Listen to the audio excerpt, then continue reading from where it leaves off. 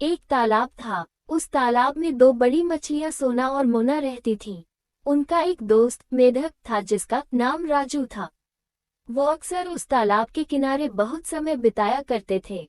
एक बार एक शाम तालाब के किनारे जब वे मजे कर रहे थे, तभी उन्होंने मछुआरों को अपनी ओर आते देखा। मछुआरों के पास उनका जाल और टोकरी थी, जिनमें मछलियां भरी हुई थी। उस तालाब से गुजरते समय मछुआरों ने देखा कि तालाब में बहुत सी मछलियां हैं।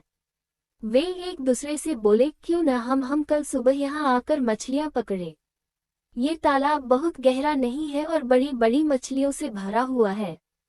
मेढक ये सब सुनकर उदास हो गया था और बोले, प्यारी मछलियों, अब हमें कुछ योजना बनानी पड़ेगी। कहाँ जाना है या छिपना है, वरना ये हमें कल पकड़ लेंगे।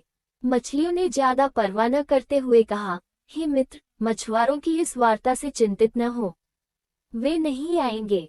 फिर भी अगर वो आए तो मुझे इस तालाब में बहुत ही गहरे पानी में स्थित एक सुरक्षित जगह पता है। हम वह छुप सकते हैं।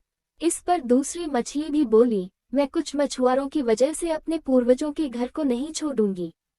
मैं भी गहरे पानी में सुरक्षित स्थान पर अपने आप को और अपने परिवार को भी बचा लूंगी। लेकिन मेढक को ये बात समझ नहीं आ रही थी। उसने कहा, ठीक है, आप यहीं रुके, लेकिन मैं अपने परिवार को लेकर तुरंत ही किसी दूसरे तालाब को चला जाता हूँ। योजना अनुसार अगली सुबह मछुआरे तालाब में आए और जाल डाल कई मछलियों, मेढक और केकड़ों को पकड़ लिया। अपने को चालाक समझ रही सोना और मोना ने बचने के लिए कड़ी कोशिश की, लेकिन उनकी कोई तरकीब काम नहीं आई। जब मछुआरों ने अपने जाल को तालाब के किनारे पर लिया तो वे पहले ही मर चुके थे। होशियार मेढक राजू ने पहले से ही छुपने के लिए एक अन्य तालाब ढूंढ लिया।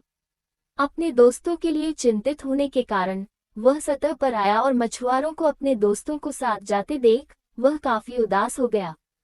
उसने अपनी पत्नी से कहा, वे बहुत प्रतिभाशाली थे, लेकिन खतरे को भांप नहीं सके।